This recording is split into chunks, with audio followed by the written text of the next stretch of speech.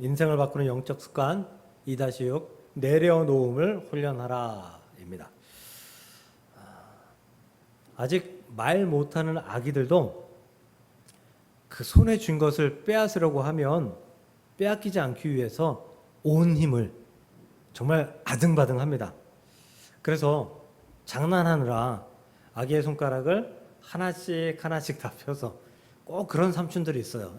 그래서 쥐고 있는 과자를 빼앗으면 그냥 무덤덤하게 쳐다보는 아이들도 있기는 하지만 거의 대부분은 자지러집니다. 거의 대부분은 울어제낍니다. 생존 본능이죠. 먹고 살겠다고 안 뺏기겠다고. 심지어 이 아이들이 잘 때도 졸릴 때도 그 쥔 것을 그 과자가 손에서 녹는데도 불구하고 안 놓으려고 꽉 쥐고 잡니다. 우리는 그런 아이들의 모습을 보면서 귀엽다고 하죠. 귀엽다. 그런데 어른들이 그러고 있다고 생각해 보십시오. 어른이 자기의 것을 빼앗기지 않기 위해서 꽉 쥐고 온갖 힘을 다하고 정말 힘이 약해서 빼앗기면 울어제끼고 잠잘 때조차도 그것을 꽉 잡고 놓지 않으면 귀엽다고 말할 수 있겠습니까? 훌륭하다 말할 수 있겠습니까? 그저 생존 본능이라고 그냥 두둔할 수 있겠습니까? 참 추하다. 참 성인이 돼서 어른이 돼서 저럴 수가 있을까? 비판하고 비난하는 게 아마 자연스러운 일일 것 같습니다. 그런데 많은 성인들이, 아니 대부분의 성인들이 그렇게 살아갑니다. 손에 쥔 것을 놓치지 않으려고, 내 것을 빼앗기지 않으려고, 심지어 남의 것을 빼앗기 위해서 온갖 범죄를 하는 사람들도 꽤 존재합니다. 어떤 사람들은 지나간 상처를 붙잡기도 합니다.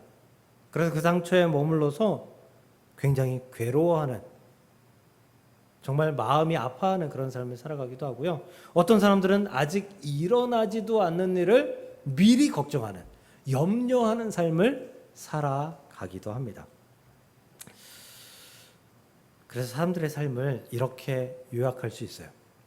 사람은 붙잡으며 살아간다. 붙잡는 삶을 살아간다. 놓치지 않으려고 붙잡고, 붙잡아야지 해결될 것 같아서 붙잡고, 놓칠까 두렵고, 놓쳤을까 불안하고, 빼앗길까 염려하는 그러한 삶을 살아갑니다. 그런데 그렇게 살아가면 어떤 줄 아세요? 잠은 잘 오지 않고, 현대인들의 상당 부분이 불면증을 앓고 있다고 하죠. 속은 시끄럽고 마음은 불편하고 머릿속은 끊임없이 계산하며 같은 생각을 반복하는 그러한 삶을 살아갑니다. 한마디로 붙잡기 위해서 애쓰고 또 애쓰면 괴로워요. 힘들어요. 어떨 땐 고통스럽다라는 거죠. 사실 이거는 우리가 너무 잘 알고 있는 이론이에요. 너무 잘 알고 있는 경험이에요. 그런데 우리가 그리스도인임에도 불구하고 많은 그리스도인들도 그렇게 살아가고 있다라는 거죠. 염려로 살아가는 그리스도인들을 많이 봅니다. 시편 55편 22절을 보면요, 내 짐을 여호와께 맡기라. 하나님 믿는 자들에게 이렇게 말씀합니다. 짐을 맡겨라. 그러면 그가, 하나님이 너를 붙드시고 의인의, 그러니까 너를 붙으셔서 의인을 만들어 주시겠다는 얘기예요. 의인의 요동함을 영원히 허락하지 아니하시겠다. 요동함, 흔들림, 괴로움, 막 번뇌하는 거, 그것조차도 너희에게 허락하지 않겠다. 하나님께 맡기면 너희는 굳건한 삶을 살아갈 수 있도록 하나님께 만들어 주시겠다라고 말씀하셨는데, 하나님을 믿으면서도 염려합니다. 그래서 우리가 이렇게도 찬양하죠. 기도할 수 있는데 왜 걱정하십니까? 기도하면서 왜 염려하십니까? 우리 얘기 아니에요? 기도하면서 안 될 걸 걱정하는, 하나님께 맡기는 삶을 산다고 하면서 염려 앞에서 흔들리고 있는, 그런 모습이 과연 우리의 모습인지 아니면 우리는 그것을 벗어난 모습인지 돌아볼 필요가 있습니다. 이제 세상의 것을 붙들기 위한 삶을 멈추시길 바랍니다.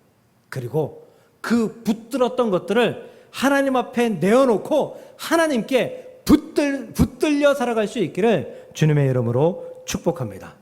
머리로만 다짐하지 마세요. 삶으로 실천하며 그렇게 살아갈 수 있기를 바라요. 그게 바로 내려놓음의 삶입니다. 그래서 우리는 내려놓음을 배워야 하고 내려놓음을 훈련해야 합니다. 우리가 흔히 말하는 믿음의 삶이란 하나님의 살아계심을 믿는 거죠. 또 예수 그리스도께서 십자가에서 우리를 구원하셨다. 그 보혈의 피로 우리를 깨끗하게 하셨다. 정결하게 하셨다. 이것을 믿는 거죠. 예수님이 우리의 구원자다. 이것을 믿는 거죠. 그런데 이것을 믿으면 구원받을 수는 있지만 부끄러운 구원이 될 것이다 라고 말씀하죠. 왜? 구원을 받았는데 구원받은 자로서의 삶을 살아가느냐 살지 못하느냐 이것의 차이 때문입니다. 우리가 구원받았으면 변화된 삶을 살아가야 됩니다. 예수님을 닮을 삶을 살아가야 됩니다. 예수님을 온전히 닮기 위해서 애쓰는 삶을 살아가야 된다라는 거죠. 예수님께서 가장 기본적으로 우리에게 보여주셨던 삶은 내려놓음의 삶입니다. 하늘 보좌 하늘 권세를 내려놓으셨습니다. 아무 걱정 근심 없는 그 하나님의 몫을 내려놓으셨습니다. 가장 낮은 자리 마구간에서 태어나셨고요. 가장 낮은 사람 중에 한 사람 목수의 아들로 태어나셔서 공생애를 사시기 전까지 그 목수의 배낭을 메시며 집집마다 돌아다니시며 이것저것을 고치시고 푼돈을 얻어 가족을 먹여 살려야 했던 예수님의 삶이었다라는 것이죠. 그렇지 않아도 됨에도 불구하고 내려놓고 또 내려놓은 그런 삶을 사신 분 예수님. 그러므로 사랑하는 성도 여러분, 우리도 예수님을 닮아 변화된 삶을 사는 저와 여러분들, 그래서 내려놓음을 훈련하고 내려놓음의 삶을 살아갈 수 있는 우리 모두가 될 수 있기를 주님의 이름으로 간절히 축복합니다. 오늘 빌립보서 4장을 통해서 사도 바울이 어떻게 내려놓았는지, 그 내려놓은 삶을 어떻게 표현했는지, 우리가 어떻게 내려놓음의 삶을 살아야 되는지 배울 수 있는 능력의 시간, 은혜의 시간이 될 수 있기를 주의 이름으로 간절히 축복합니다. 첫 번째로 하나님께서 맡아주심을 믿고 내려놓아야 합니다. 다시 말하면 내려놓으면 믿음이 필요하다라는 거예요. 우리는 내려놓아야 된다 너무 잘 알고 있죠. 근데 막상 잘 안 돼요. 참 안 돼요. 너무 안 돼요. 학창 시절 저도 그랬고 아마 여러분들도 그랬을 거예요. 여름 수련회를 가면 꼭 하는 프로그램이 있어요. 네. 그 중에 하나가 학생 둘을 세워놓고 앞뒤로 세워놓고 앞을 보고 서게 합니다. 그리고 앞에는 전사님이나 아니면 선생님이나 그렇게 지시하죠. 앞에 서 있는 친구가 뒤로 넘어지게. 그럼 뒤에 있는 친구가 안전하게 그 앞에 사람을 받아주는. 뭔지 알죠? 다 해보셨죠? 근데 앞에 있는 사람이 자연스럽게 넘어지면 뒤에 사람이 안전하게 받아줄 수 있어요. 물론 뒤에 사람은 50km 나가고 앞에 있는 사람은 120km 나가는데 그걸 받기는 힘들긴 하겠지만 평범한 상태에서. 근데 문제가 생길 때가 있어요. 언제예요? 앞에 사람이 뒤에 사람을 못 믿고 뒷걸음질 치면서 넘어지면 그때 문제가 생겨요. 살짝 다칠 수도 있고요. 뒤에 사람이 당황할 수도 있고요. 어쨌든 좋은 결과가 생기지 않는다는 것입니다. 우리가 맡기려면, 내려놓으려면 가장 필요한 것이 무엇이냐? 믿음, 신뢰라는 것입니다. 내려놓음은 하나님을 전적으로 신뢰하고 나의 위험까지도 맡겨드리는 것. 나의 위험을 온전히 받아주시고 또 해결해 주시고 더 선한 방향으로 이끌어 주실 그 하나님을 믿는 믿음이 바탕이 되어야지 내려놓음이 가능하다라는 것입니다. 오늘 우리가 읽은 빌립보서 4장, 이 빌립보서는 사도 바울이 감옥 안에서, 로마의 감옥 안에서 쓴 옥중서신입니다. 빌립보 교회에게 쓴 편지죠. 세상의 기준으로 보면 무슨 감옥에 있는 사람이 밖에 자유를 누리는 사람들한테 위로하면서 편지를 쓸 수 있겠습니까? 오히려 바울이 염려가 가장 많아야 되는, 바울이 걱정이 가장 많아야 되는 그런 사람입니다. 그런데 빌립보 교인들에게, 성도들에게 아무것도 염려하지 말라라고 말씀으로 시작하고 있다라는 거죠. 염려하지 말라는 사람이 감옥에 있고요. 평안을 말하는 사람이 쇠사슬에 묶여 있습니다. 은혜를 말하는 사람이 죽음을 앞두고 있습니다. 도대체 바울은 누구이길래, 어떤 사람이길래 이런 상황에서 평안을 말할 수 있고, 내려놓음을 말할 수 있고, 은혜를 말할 수 있고, 기쁨을 말할 수 있을까요? 본문 6절을 보도록 하겠습니다. 오직 모든 일의 기도와 간구로 너희 구할 것을 감사함으로 하나님께 아뢰라. 아뢰라라고 빨간색 했어요. 아뢰라는 헬라어로 그노리조라고 하는데요. 이 그노리조라는 말 뜻이 내 마음을 열어서 하나님 앞에 가져다 놓는다라는 거예요. 그러니까 한마디로 정말 조금 과하게 표현하면 이런 거예요. 서랍을 그냥 통째로 빼가지고 그래서 갖다 드리는 거예요. 그러니까 내 마음을 그냥 통째로 빼가지고 갖다 드리는 거예요. 근데 많은 사람들이 기도하면서 필터를 가지고 마음에 씌워놓은 상태로 기도하는 경우들이 많아요. 내가 원하는 거는 기도하고 내가 하나님께 숨겨야 되는 거, 부끄러운 거는 감춰놔요. 내가 범죄한 것들, 하나님 마음 아프게 한 것들, 이런 것들은 사실 아뢰기 좀 그래요. 근데 아뢰야 되잖아요. 다 아뢰야 되잖아요. 근데 그것들을 감춰놓고 하나님 앞에 당당한 것만 아뢰요. 그리고 내가 원하는 것만 아뢰요. 그건 아뢰미 아니다. 온전한 아뢰미 아니다. 온전한 기도가 아니다라는 거죠. 여러분 마음속에 뭐가 있나요? 문제들이 있죠. 쉬운 문제, 어려운 문제, 고통들이 있죠. 하나님 앞에 말 못할 그런 일들도 있죠. 그 모든 것들을 하나님께 아뢰야지 된다라는 거죠. 그 아뢰의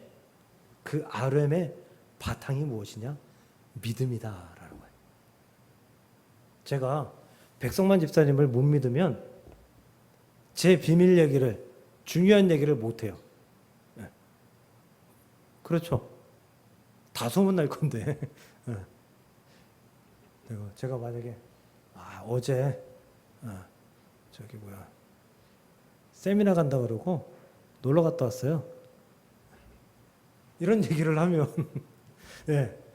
그러면은 우리 성도님들이 다 할 거 아니에요. 못 하는 거죠. 비밀 얘기는 못 하는 거예요. 근데 제가 전적으로 믿으면 그런 얘기도 할 수 있는 거예요. 내가 그래서 하나님께 죄 지은 것 같아서 죄 지어서 하나님께 회개기도 하고 있어요. 얘기할 수 있는 거예요. 믿음이 전제가 돼야지 아뢰할 수 있다. 믿음이 전제가 돼야지 기도할 수 있다라는 것입니다. 예전에 교회 성도 몇 명과 함께 병원 신방을 참 많이 다녔어요. 암에 걸리신 분, 수술을 앞두신 분, 정말 지병이 있어서 기운이 없으신 분, 여러분들을 많이 신방 다녔어요. 같이 신방을 가면 어떻게 해요? 축복해야죠. 위로해야죠. 금방 나으실 거예요. 이번 수술하면 벌떡 일어나실 거예요. 위로하죠. 손잡아드리고, 쓰다듬어드리고, 안아드리고, 기도해드리고. 그게 기도예요, 마지막에. 하나님께서 이번 수술 잘 끝나게 하셔서 이전보다 더 완전하게, 완벽하게 회복되게 하실 줄 믿습니다. 기도해요. 그럼 옆에 같이 간 권사님들, 집사님들이 뭐라고 해요? 아멘 하죠, 아멘. 아멘. 아멘이 뭔 뜻이에요? 그리 될 줄로 믿습니다. 그렇게 될 줄로 믿습니다. 아멘 하잖아요. 그리고 돌아오는 엘리베이터나 차 안에서 간혹 이렇게 말씀하시는 분들이 있어요. 목사님, 안 되겠죠? 수술 못하러 해. 그래서 고통받지 말고 그냥 편안히 좀 계시다가 돌아가시지. 천국 가시지. 입을 확 꿰매버리고 싶어요. 그런 양반들은 신방 안 따라다녔으면 좋겠어요. 뭐하러 따라다니는 거예요? 믿음도 없이. 아니 목사가 같이 간 사람들이 같이 회복될 줄로 믿습니다 아멘 했으면 그 믿음대로 기도해 줘야죠. 설령 수술하고 수술이 잘 안 돼가지고 천국에 일찍 간다고 할지언정 그럼에도 불구하고 축복하면서 위로하면서 기도해 줘야죠. 그게 믿음 아닌가요? 그게 신뢰함 아닌가요? 근데 안 되겠죠. 못 살 것 같아요.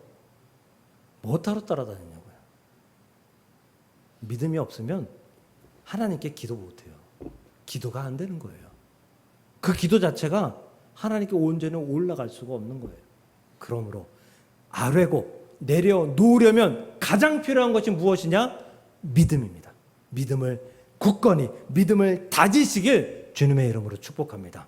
그런 사람들 베드로 전서 5장 7절에 이렇게 얘기해요. 염려를 다 주께 맡기라. 이는 그가 너희를 돌보심이라. 이 믿음이 있으면 너희의 염려, 그냥 너희 염려 이것만 맡기고 저건 안 맡기고 필터링 해가지고 맡기고 이게 아니라 다 맡길 수 있게 된다라는 거예요.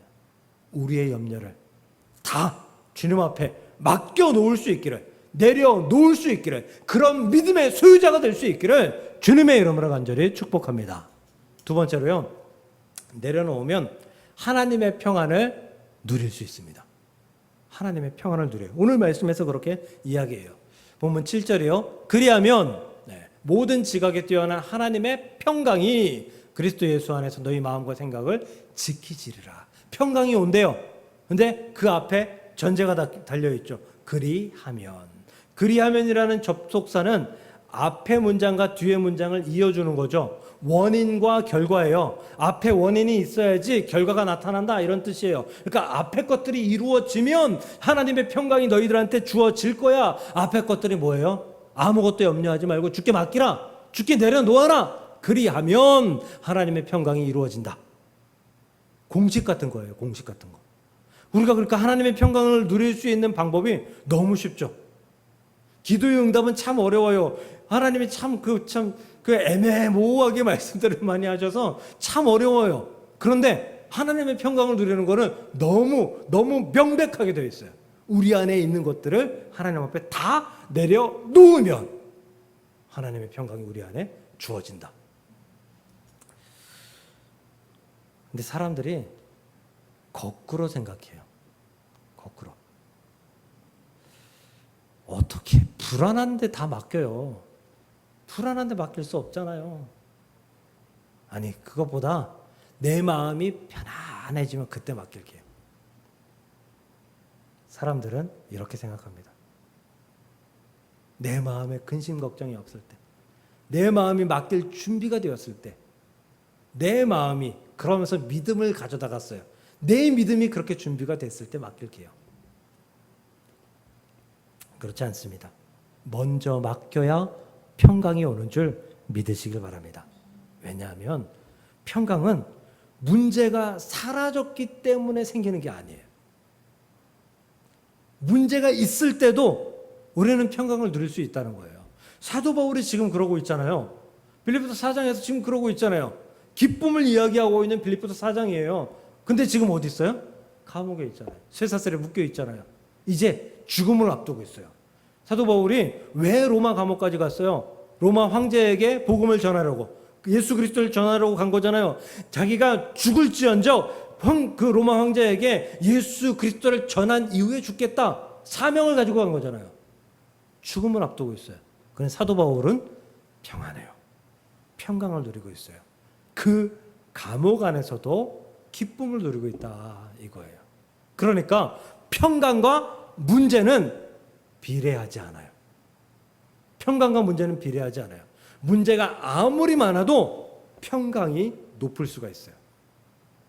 문제가 있어도 평강을 누릴 수가 있다는 사실을 믿으시고 우리 안에 하나님께 맡겨드리는, 내어드리는, 내려놓는 그런 모습들을 가질 수 있기를 주의 이름으로 축복합니다. 내려놓음의 결과로 평강과 평안을 소유한 바울은 4장 뒷부분 11절에 이렇게 얘기해요. 어떠한 형편에서든지 나는 자족하기를 배웠다. 자족이 뭐예요? 스스로 넉넉함을 느낀다라는 거죠. 이 자족이라는 게 정말 풍성하기 때문에 자족을 느끼는 게 아니죠. 자족은 적어도 많아도 주어진 것들 때문에 내가 그것만으로도 넉넉합니다라는 고백하는 게 자족이에요. 사도 바울은 이 자족을 느꼈다. 환경과 여건, 문제는 내게 문제가 되지 않는다. 이러한 자족은 내려놓음의 결과인 줄 믿으시길 바랍니다. 그 결과 평안과 자족이 따라옴을 믿으시길 바랍니다. 결혼식, 서약할 때, 성혼 서약할 때 이런 질문하죠.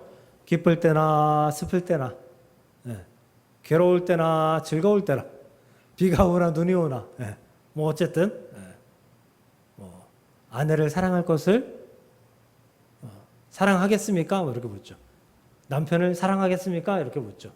최근에 결혼하신 두 분 그렇게 안 했나요?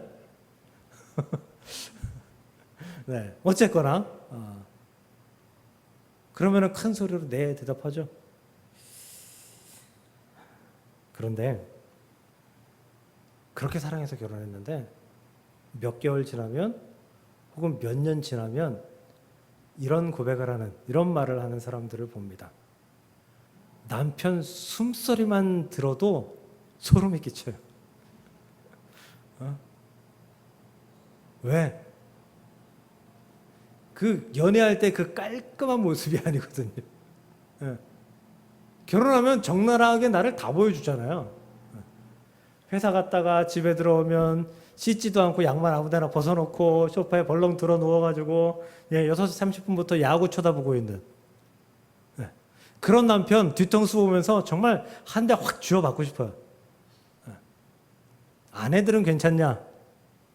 아내들은 결혼 전에는 눈에 눈썹 붙이고 얼굴 화장하고 시뻘겋게 입술 칠하고 최고 예쁘게 그렇게 하고 있다가 퇴근하고 들어왔는데 씻지도 않고 머리에 까치집 짓고 있고 누워가지고 드라마 쳐다보면서 과자 우걱우걱 씹고 있는 그런 아내의 모습을 보며 남편들도 지쳐갑니다.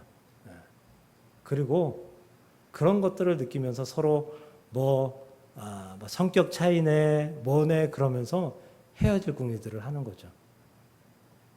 결혼해도 내려놓음이 필요합니다. 내 기준, 내 고집, 내 기대대로 상대가 살아가길 원하는 그 기대감을 내려놓아야 합니다. 그는 그대로 살아가고 나는 나대로 살아가며 그것으로 서로 조합을 이루며 살아가는 우리 가정이라는 것을 인정하며 내려놓아야지 그 가정에 평안이 찾아온다는 것이죠. 그거 그렇게 하지 마. 그거 하지 마. 제발 그것 좀 하지 마. 안 고쳐지는 걸 어떻게 합니까? 그저 내려놓아야죠. 내려놓지 못하면 평안도 사라지는 것입니다. 그러니 문제를 붙들지 마십시오. 문제를 붙들고 있으면 평안이 사라집니다. 문제는 문제대로 내버려 두시고 나는 하나님께 나의 삶을 맡기고 나의 삶을 내려놓을 때에 나는 평안을 누릴 수 있다라는 사실을 기억하시고 내려놓음을 실천할 수 있는 우리 모두가 될 수 있기를 다시 한번 축복합니다. 마지막 세 번째로 내려놓으면 하나님의 일하심을 볼 수 있어요. 하나님께 내려놓으면 평강을 주신다라고 했는데 더 큰 축복이 이 평강을 누리는 자는 하나님의 일하심을 보고 경험할 수 있게 된다라는 거예요. 우리가 문제를 붙잡고 있을 때 생각해 보세요. 하나님이 보였나요? 문제를 붙잡고 아등바등 이 문제를 해결하기 위해서 아등바등할 때 하나님이 보였어요? 안 보여요. 문제만 보이지. 안 보인다고요. 걱정을 붙잡고 있으면 걱정만 보여요. 상처를 붙잡고 있으면 상처만 보인다고요. 미래를 붙잡고 있으면 두려움만 보여요. 하나님이 내 눈앞에 띄질 않아요. 그런데 하나님께 맡기고 내려놓고 평안을 누리기 시작하면 내 시선이 문제에서 하나님께로 돌아섭니다. 하나님이 보이죠. 그럼 하나님이 보이면 그냥 하나님이 그냥 살아계신 그 모습만 보이냐? 아니요. 하나님의 일하심이 보인다는 거예요. 하나님께서 나를 위해서 일하시고 하나님께서 나를 위해서 은혜 베푸시기 위해서 도우시는 그 모습이 보인다라는 거예요. 창세기 22장을 보면요. 아브라함이 아들 이삭을 모리아산에서 하나님께 번제로 바치기 위해서 나아갑니다. 참 이게 말도 안 되는 얘기잖아요. 어떻게 아들을 죽여가지고 하나님께 바쳐요. 아니 하나님도 그런 하나님이 아닌데 왜 그런 명령을 하셨을까? 참 미스터리입니다. 의문입니다. 그런데 아브라함은 더 대단한 게 그럼에도 불구하고 거기에 순종해요. 모리아산으로 3일 밤낮을 걸어가고 그리고 아들을 번제로 바쳐요. 아들 이삭이 묻죠. 가다가 물어요. 아버지 이 나무 뭐 이런 것도 다 준비됐는데 양은 어디 있어요? 번제물은 어디 있어요? 그때 아브라함이 뭐라고 대답하죠? 하나님께서 준비하셨어. 예배하셨어. 그리고 가요. 그리고 결국 나무를 깔고 그 위에 아들 이삭을 눕히고 칼을 들어 아들을 각을 뜨려고 할 때 하나님께서 천사의 목소리로 다급하게 임재하시죠. 아브라함아, 아브라함아. 그때 그 다음 절에 뭐라고 기록되어 있는지 아세요? 아브라함이 눈을 들어 살펴본즉 한 숫 양이 뒤에 있는데 뒤에 한 숫 양이 양 한 마리가 거기 있었다라는 거예요. 여러분 그 앞에 양에 대한 설명이 없어서 참 난해해요. 어려워요. 그런데 제가 아는 하나님은 없앴다가 없는데 갑자기 뿅 하고 생겨나게 만드시지 않았을 것 같아요.